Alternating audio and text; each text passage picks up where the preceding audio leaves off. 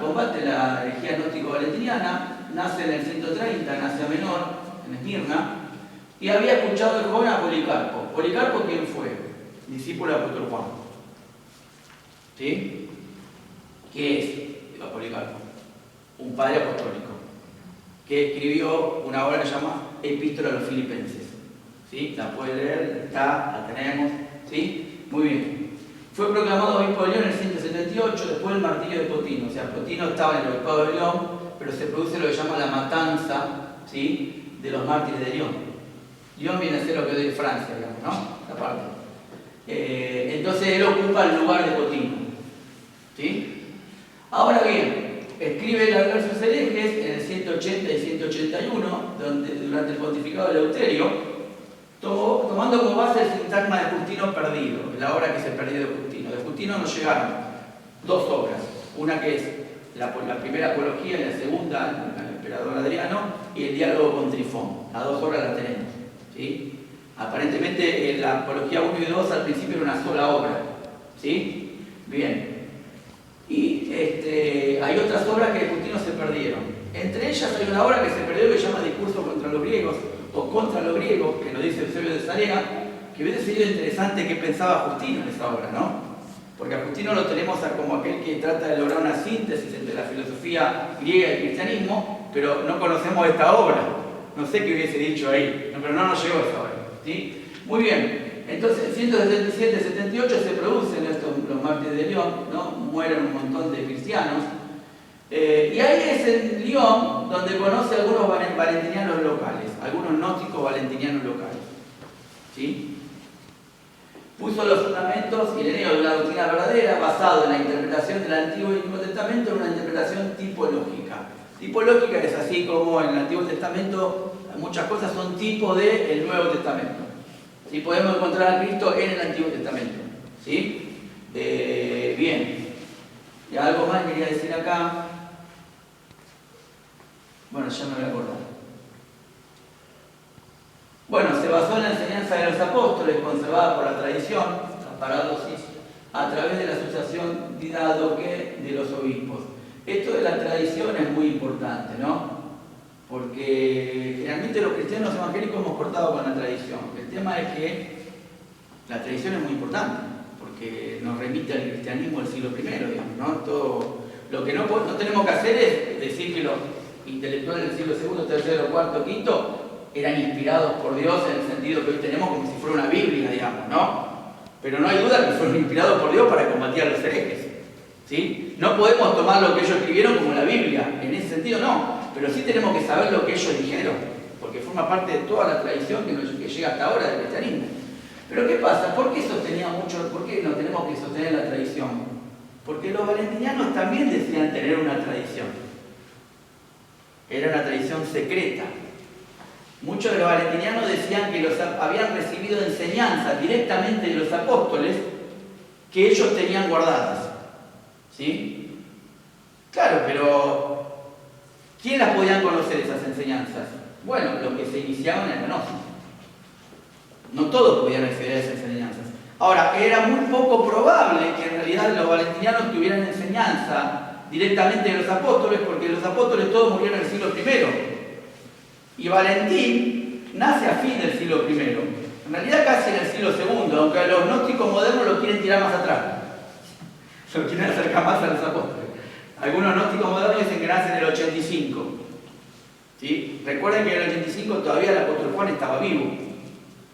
De ahí se quieren agarrar los gnósticos, los tiran más atrás.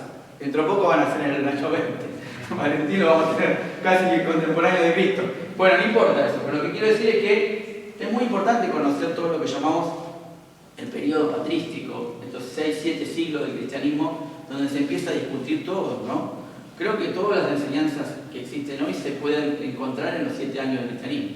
Todas las doctrinas que hoy conocemos están ahí. Pasa que hay que leer las obras, ¿sí? Es mucho esfuerzo, pero incluso hay obras que ni siquiera están traducidas al español, ¿no? O sea, hay que leerlas o en inglés o directamente en latino o en griego, ¿sí? Pero lo que quiero decir es que no hay nada nuevo bajo el sol, ¿eh? Muchas de las cosas que hoy se creen ya las creían en la antigüedad.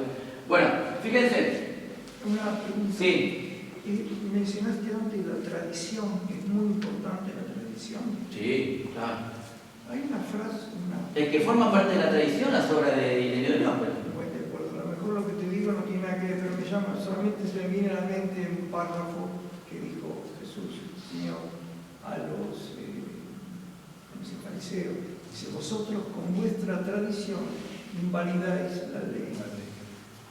Es importante esto también porque a veces la tradición son costumbres que al final se vuelven reglamentos. Bueno, ese es el problema. Esa es una cosa. Claro, sí. Pero eso está bien, bueno, pero a ver, a veces hay algunas cosas que nosotros creemos hoy que tampoco tienen un apoyo bíblico, digamos, ¿no? Claro. El problema de la tradición. Las creemos igual. Claro. Se va elaborando según pensamientos diversos. Sí. No, es que en eso yo coincido con vos. Por eso no hay que dogmatizarla, no hay que creer que soy... Eso te iba a decir. No. Es que la Iglesia Católica ha hecho un dogma de fe de la tradición. Sí. La tradición explica, es datos históricos, aporta al texto, pero no es un dogma de fe. No. Y para la Iglesia Católica la tradición es más importante, te diría, que la Biblia. Yo escuché del propio sacerdote decir, no está solamente la Biblia, está la tradición. Lo que pasa es que lo que termina sucediendo con estas corrientes así tradicionales, vamos a decir, por hacer énfasis en la tradición, es que no se puede interpretar la Biblia si no es por la tradición. Entonces, el intérprete de la Biblia es la tradición. Yo estoy de acuerdo, pero a ver, hablar con un luterano y tampoco interpretan la Biblia si no es a través de las obras de Lutero. También hay una tradición protestante que le ha hecho mucho mal al cristianismo, digamos. Cuando Lutero dijo que la razón es prostituta o que la filosofía son mera bobada, que hay que matar a los judíos, ojo. El problema no es Lutero, son los luteranos. No, Lutero también, porque las cosas que dijo Lutero en sus obras, bueno, un día sería bueno exponer Los judíos y sus mentiras, que es una obra que escribió Lutero y que los alemanes dicen que es el primer tratado antisemita, y que los alemanes lo leían y cuando iban a matar a los judíos. El primer tratado antisemita era la obra de Lutero, Ojo porque también los protestantes, porque yo no me considero protestante, soy cristiano, yo tendría que creer como Lutero, Calvino, Zwingli, y mis enseñanzas poco tienen que ver con esas. Digo, ojo, más allá de que acá se festejó los 500 años de la Reforma, no sé. No creo ni en la consubstanciación, ni que la epístola de Santiago sea de Pajo Jarasca, ni todas las cosas que enseñó Lutero, pero lo que sí quiero decir es que también los evangélicos tenemos nuestras tradiciones. Si queremos mirar para otro lado, miremos, pero los evangélicos también tenemos nuestras tradiciones. Digo, podemos decir que los católicos tienen sus tradiciones, pero los evangélicos también, y los protestantes ni hablemos. ¿Sí? Sería para otra charla mucho más importante. Sí, yo quería para ver un poco, es interesante justamente que estamos hablando de católico, y el término católico, que lo mostró Ireneo de León, surge como en relación a universal. Sí. Justamente surge en este contexto Claro. del agnosticismo. ¿En qué sentido? La tradición en este sentido sería algo positivo. ¿Por qué? Porque los gnósticos no tenían una tradición para decir de dónde venían sus enseñanzas.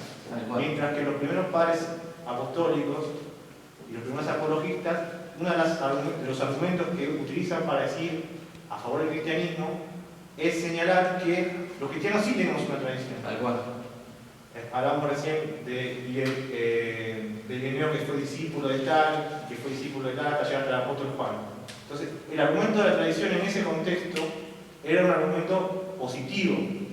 Y no es un argumento de la tradición, como por ahí lo estábamos mencionando recién, de que la tradición está referida a lo que se refiere al catolicismo. Digamos. No, porque aparte la Biblia no existía en esa época. O sea, es un método de validación. Claro. Todos quieren tener una raíz, es decir, que el cristianismo también tiene un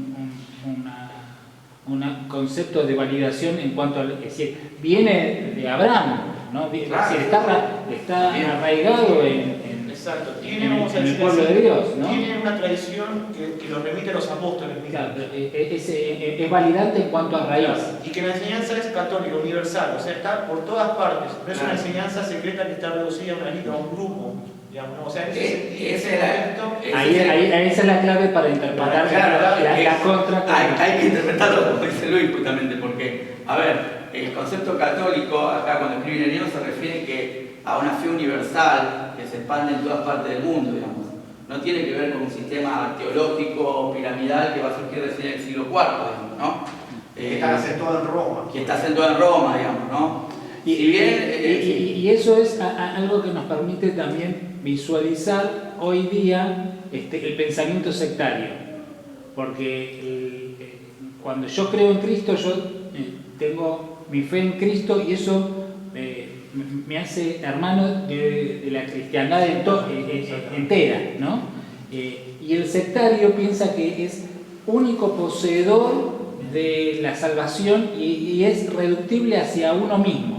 Es decir, ningún gnóstico te va a decir que hay otro que tal vez piense algo distinto que él, que va a acceder a salvación. Lo mismo pasa con los testigos de Jehová, con los mormones, con todos los que consideramos sectas. Ese es el principio sectario que atrapa para sí mismo la salvación, vamos a decir, y el principio de fe es que Cristo no se detiene con estas cuestiones. No quiero entrar en polémica. Volvamos a no, digo, porque por ahí se pierde. ¿Se entiende todo lo que estamos diciendo? Porque si no estamos divagando. ¿Sí? Bueno, la tradición en este contexto, es decir, Ireneo de León es como que le dijera a los valentinianos: nosotros tenemos nuestra enseñanza, procede de los apóstoles. Esa es nuestra tradición. ¿Sí? Ustedes no tienen ningún tipo de tradición, ni Valentín. Es más, Tertuliano, en el Prescriptum Hereticorum, dice: a Valentín no lo conozco, dice. ¿De dónde vino Valentín? Dice. ¿Sí? Lo dice irónicamente, ¿no? Porque Valentín es del siglo II. Para ese momento ya habían muerto todos los apóstoles. Ahora, si después dicen que conoció secretamente algunas cosas, ¿no? Bueno, frente a la tradición pública de los primeros cristianos, los gnósticos oponían una tradición secreta. ¿Sí? Que ellos tenían un conocimiento secreto, que también le había llegado por tradición. ¿Sí? La forma de justificarlo era muy difícil, porque ¿de qué manera? Digamos, ¿no? Bueno, ahora bien, volvamos entonces. Consigna por escrito lo conocido de los discípulos de Valentín, especialmente de Ptolomeo. En esta obra, el Adversus Herejes, que es una obra de 5 libros, en donde en el primer libro expone la doctrina gnóstico-valentiniana a través de lo que le conoce de Ptolomeo. Ptolomeo es un discípulo de Valentín. ¿Sí? La escuela de Valentín estaba dividida en dos, en la escuela oriental itálica, y entre esas dos escuelas tenían algunas diferencias también, por ejemplo, en cuanto a cómo consideraban el cuerpo de Cristo. Estaban los que consideraban el cuerpo de Cristo netamente espiritual y otros que decían que tenía un cuerpo psíquico, pero estaban divididos en dos escuelas. Entre los discípulos de Valentín estaban Ptolomeo, Marcos, Heraclión, Fiora, Fiorina, etc. ¿Ptolomeo tiene algo que ver con el sistema planetario y todo eso? Ptolomeo, no. El que hizo una concepción aritmológica, una explicación numerológica del sistema gnóstico fue Marcos, que también lo combate Ireneo en esta obra. En la segunda libro, Ireneo, ¿qué hace? Refuta las enseñanzas gnósticas. Y en el tercer, el cuarto y quinto libro ya empieza a exponer la doctrina cristiana. ¿Sí? Es una obra que les recomiendo que la lean porque ahí está casi toda la teología posterior que se centra en esta obra. ¿Sí? Bueno, ahora los valentinianos de Roma poseían escritos gnósticos, como el apócrifo de Juan. Este apócrifo de Juan se descubrió en 1945 en la biblioteca de Nag Hammadi. O sea, lo tenemos, este apócrifo de Juan, que es la base del gnosticismo valentiniano. ¿Sí? Este apócrifo de Juan, Ireneo lo resume en su primera parte del Adversus, de la que escribe en contra de los valentinianos. O sea, ¿recordás más o menos de qué va el libro? ¿El apócrifo de Juan? Y este es todo lo que vamos a ver ahora. Sí. Bien. Alude a los antecedentes del valentinismo, también a los barrios gnósticos setianos y sofistas. O sea, en realidad la obra de Adversus Herejes se centra en combatir el sistema gnóstico valentiniano, pero también alude a sistemas gnósticos previos, ¿sí? Como los barrios gnósticos setianos y sofistas que pertenecen a la gnosis siríaca o judaica, digamos, ¿sí? Podríamos decir al primer estadio de la gnosis. ¿La habíamos visto antes? Bueno, ¿me siguen? ¿Seguimos hasta acá? Bueno, ¿cuál es el rival entonces? Valentín. Ahí está Valentín. Hay muchas personas que le ponen a sus hijos Valentín. San Valentín. No, ese no Es otro. Es otro. Bueno, Nació en Frebolite de Delta en torno al 100. ¿Ven? Yo le puse en torno al 100, pero algunos lo hacen nacer en el 85. ¿Sí? Bien. Epifanio de Salamina, en el Panario, dice esto, ¿no? Conoció las enseñanzas de Basílides en Alejandría, esto lo dice Clemente en las Estrómatas. Recibió una formación filosófico-platónica, esto lo dice Tertuliano en el Praxito Hereticorum. Enseñó en Alejandría entre los años 17 y 40 y llegó a Roma en el 139. Fíjense que si nació en el 85, en el 139 tenían casi ¿cuánto? 55 años. Ahora si nació en el 100, tenía 40, 39. ¿Sí? Su ministerio en Roma fue durante el tiempo de Antonio Pío. Luego retornó a Alejandría al no poder cumplir con sus aspiraciones episcopales. Es otro que quería tener el poder de la iglesia. También cuando se enteraron de qué pensaba y lo volaron, digamos, ¿no? Igual que Marción.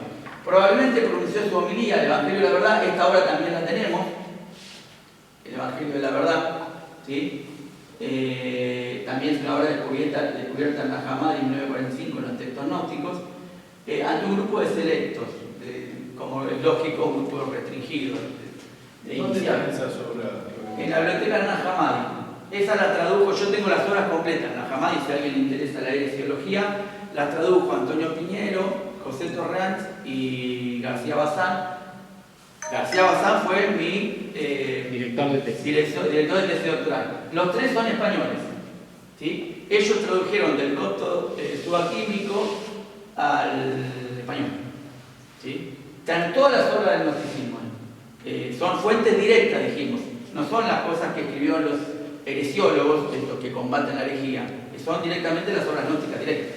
¿Sí? En un lenguaje un poco más vedado que el que conocía Ireneo. O sea, es para el entendido, digamos, ¿no? Hay cosas que si no conoces un poco el gnosticismo se te van a perder, digamos, la lectura, ¿sí? Pero las tenemos, yo son caras, pero yo el que quiere sacarle fotocopia, sí, le doy todas las obras, ¿sí? Yo le saqué fotocopia a la biblioteca Bazán, porque para mí también eran caras comprarlas, ¿sí? Bueno, nada, no creo que la lean igual, porque todo hay que tener ganas de leer estas obras, ¿no? Bueno, y escribió otra obra que se llama Sobre los amigos, ¿sí? Que lo registra Clemente de Alejandría en el Estrómata 6. ¿Sí? Clemente escribió 7 estrómatas, entre las obras que escribió Clemente, ¿no? Bueno, acá tenemos el contrincante. Tenemos Ireneo que lo combate. ¿Sí? Dale, esto es una introducción, si llegamos, me van a matar. Sí. Medio que me voy un poquito, pero lo que dije antes le van a decir y quería frenar ahí. Dale. Que me quedó algo en el tintero, Bueno. yo de filosofía muy básico, pues soy técnico. Igual esto es teología. Pero bueno, Acá algo que me dijo el muchacho que estudiaba palabra de vida, ya estaba, digamos, con cierto conocimiento, me dice, igual me dice una frase que me impactó, igual como el Evangelio de Juan, apareció ahí de golpe, nadie sabe quién lo escribió. ¿Cómo me dije? Y me quedé ahí. Es como que el Evangelio de Juan no viene arrastrado de la misma época que se encontraron todos los evangelios. Pero no estás hablando del mismo Juan. Muy a posteriori. En el apócrifo, ¿no? Claro. Claro, porque vos estás hablando, perdona que te él habla no de apócrifos. del Evangelio de Juan en los Evangelios. Claro. Como que apareció muy a posteriori. ¿No? Sí, es el último evangelio, sí. O por ahí él está hablando de Pero dice que no sabe quién lo escribió. No, a ver, si uno le hace caso a Eusebio de Cesarea del siglo IV, parece que no es el Juan, es otro Juan. A ver, porque Eusebio distingue el Juan del Apocalipsis del Juan del Evangelio. A ver, es una fuente importante, es el historiador del siglo IV, el historiador es Constantino, nada más y nada menos.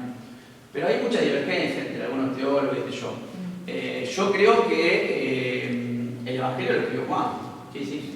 Después del Apocalipsis tengo mis dudas, pero que el Evangelio lo escribió, tengo mis dudas que sea el mismo Juan del Evangelio, ¿no? Pero de todos modos, a mí no me cambia mucho si es el Juan del Evangelio. Pero no tiene nada que ver con el apócrifo de Juan. Eso es otra cosa.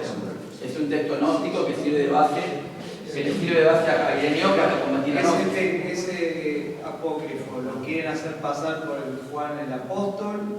Sí.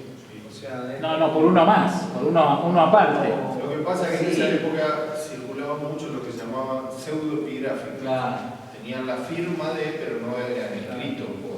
claro. Y de Sí. Pablo hay montones de Sí. pseudoepigráficos también. Tal cual.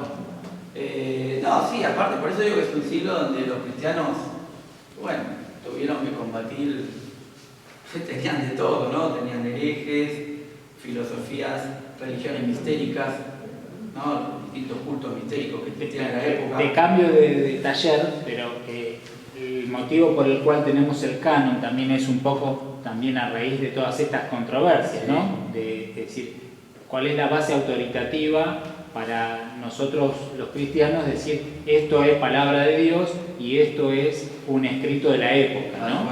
Entonces, igual el que realmente despertó a los cristianos para que formen el canon fue Marción. Si bien Marción no tenía el grado intelectual de Valentín que vamos a ver hoy, Marción es el que más despió le hizo, porque él oponía al Dios del Antiguo Testamento a otro Dios superior. Decía que el Dios del Antiguo Testamento era el Dios justo, estrictamente justo, amador de la guerra, que manda a matar, papá, y que Cristo había venido a hablar de otro Dios, ¿no? Ellos llaman diteísmo, ¿no? Y escribió las antítesis, entonces hacía comparaciones. Así como en el Antiguo Testamento te enseñan a poner a ojo por ojo y diente por diente, Cristo vino a hablar y enseñó a poner la otra mejilla. Así como en el Antiguo Testamento tal cosa, en el Nuevo tal otra. O sea, ellos llaman las antítesis. Cuando la iglesia se dio cuenta, sobre todo en Roma, que Marción creía estas cosas, le devolvieron la plata. Ireneo dice, Tertuliano dice que era dueño de muchas naves, todo, tenía mucha plata. Y dijeron, no, para acá nada que ver con nosotros, pero no es un tipo de gnosticismo la concepción marcionista, porque explica las cosas de otra manera, ¿sí? Pero el que despertó a los cristianos para que digan, che, ¿qué libros son los que realmente proceden de los apóstoles? Fue Marción, porque Marción fue el primero que elaboró una especie de Biblia, ¿sí? un canon. Sí, un canon, tiró un montón de obras, sacó, por ejemplo, todo lo que era la genealogía de Cristo la borró, porque él decía que Cristo no podía tener un componente humano, digamos, ¿no? Y se quedó con algunas cartas de Pablo. ¿Y eso en qué siglo fue? Siglo segundo. Estamos todos en el siglo segundo. Yo creo que fue el mejor siglo del cristianismo, porque ahí apareció todo. Todo lo que tenemos en el siglo segundo se cocina todo ahí, digamos, ¿no? Porque ahí se empiezan a elaborar la doctrina, qué es lo que creemos, lo que no creemos. Y después, bueno, se empieza a elaborar los dogmas. Bueno, vamos ahora a la pleromatología, la cosmogénesis valentiniana. ¿Qué quiere decir esto? No se asusten con los términos. Pleroma alude a un mundo de la plenitud, un mundo superior de la plenitud, como si fuera el cielo para los cristianos, para hacerlo más fácil. Cosmogénesis es cómo surge el mundo, el cosmos, ¿sí? Que es diferente que la cosmología, que explica cómo es el cosmos, ¿no? Esto es cómo surge. Cuando uno dice la antropogonía, el origen de ¿quién? Del hombre. La teogonía, el origen de los dioses. Cosmogonía, el origen del cosmos.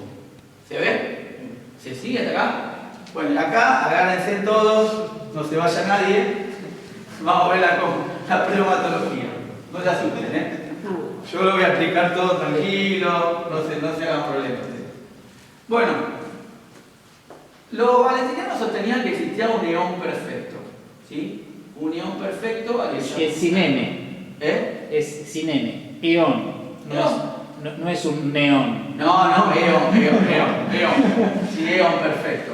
Es una especie de un ser espiritual superior, al que le asignaban todos estos atributos, ¿no? Invisible, inefable, preexistente, invisible, incomprensible, sempiterno, ingénito. Y usaban esta metáfora: vivió en profunda soledad y reposo por siglos infinitos. Claro, porque antes que Dios crease los cielos y la tierra, ¿existía o no? Sí. Pero ¿cómo existía? Solo. En soledad, en reposo. ¿Sí o no? Tiene que usar una metáfora. Sí. ¿Sí? No estaba yo como para afirmártelo. No, pero es evidente que el que creó todas las cosas tuvo que haber existido antes de crear las cosas. ¿Se entiende? Entonces estaba en una etapa vamos a llamarle, preontológica, o sea, existía antes del ser, en una etapa precomunicativa. Antes de darse a conocer, existía. Existía antes que exista el ser, las cosas, y existía antes que él se dé a conocer. ¿Está bien hasta ahí? Sí. Bien, entonces usaban esta metáfora.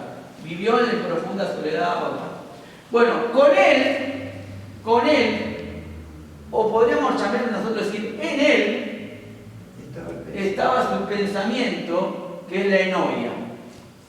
La enoia es una especie de eón femenino, porque los valentinianos concebían, acá estamos en la prehistoria, ¿sí? No existe, todavía no se creó nada, estamos en la prehistoria. Con él estaba su pensamiento, ¿sí? Este es un eón femenino, porque los valentinianos sostenían que todos los eones que formaban parte del pleroma, perdón, explico, ¿qué son los eones? Son entidades personificadas del mundo celeste. Son entidades personificadas del mundo celeste. Algunos modernos gnósticos dicen, le llaman energías, ¿sí? Pero eran entidades personificadas libres, espíritus libres, que fueron emitidos, no emanados, emitidos como procesión interna de sí mismos, ¿por quién? Por este eón perfecto. ¿Sí? Bueno, entonces con él estaba su pensamiento, este es el eón femenino. O sea, el pensamiento es un atributo de Dios. ¿Sí? Muy bien. A este pensamiento lo llamaban gracia y silencio. ¿Sí? Claro, estos son como forma de entender el pensamiento de lo divino, ¿no? El pensamiento de lo divino está en silencio, digamos, ¿no? Muy bien. Cierto día, esto es cuentito, ¿no? Que nos dan los valentinianos para explicar el mundo celeste. Este abismo, ¿quién es? Es uno de los nombres que le daban al león perfecto, el Vitos, el abismo. Vieron que el abismo que es algo que es insondable, o sea, es algo profundo, digamos, que no tiene nunca, porque a eso se refiere a la divinidad, digamos, ¿no? Bueno, emitió, la palabra es probable, emitió de sí mismo, como procesión interna, un principio G de todas las cosas. ¿Sí? Y este principio que emitió, ¿sí?, lo hizo depositando como esperma en el vientre del silencio de Noia. Para decirlo más claro, tuvo una relación Dios con su propio pensamiento, entendido como el pensamiento de Noia como un eón distinto de Dios, aunque forma parte de Dios, digamos, ¿no? Y quedó preñada, ¿quién quedó preñada? Justamente Noia, y dio a luz ¿a quién? Al Nus, al intelecto, al que llama unigénito, Padre o principio de todas las cosas. ¿Quién sería el unigénito? No, Jesús, el Cristo, digamos. ¿Sí? Que la Biblia también le llama el unigénito. ¿Sí? Muy bien. Esto es más o menos lo que dice el Evangelio de Juan 1:1. En el principio era el verbo y el verbo estaba con Dios, estaba con, y el verbo era Dios. O sea, el pensamiento del Padre estaba en Él y con Él. Y por medio de la unión de estos dos eones de Dios y con su propio pensamiento, surge el luz sobre el intelecto. ¿Se ve? Es difícil. Igual, ahí hay, A ver. es fina la diferencia, pero está la diferencia obviamente. Primero porque el Vitos está en soledad desde la eternidad. Sí. Recién habías hecho la pregunta si Dios también está solo desde la eternidad. Sí. Y Dios no estaría solo estrictamente hablando de la eternidad. No, estaba con su propio pensamiento. No, del Dios cristiano, para hablar más específicamente. ¿Por qué? Porque si creemos en la Trinidad, estaríamos hablando de tres personas eternas. Claro. Entonces, no habría... Bueno, no, pero los cristianos dirían que Dios estaba con el Hijo. Claro. O que el Hijo estaba en el Padre. Pero claro, pero estas tres personas estarían en correlación, por decirlo de alguna manera, desde la eternidad. Sí. Mientras que el Vito, por ejemplo, estaría solo, no tendría otra personalidad como la cual estar No, desde la eternidad. no, porque el Vitos, el pensamiento de Noia formaba parte del Vitos también. O sea, en todo caso, Dios estaba en su infinita soledad con su propio pensamiento, digamos.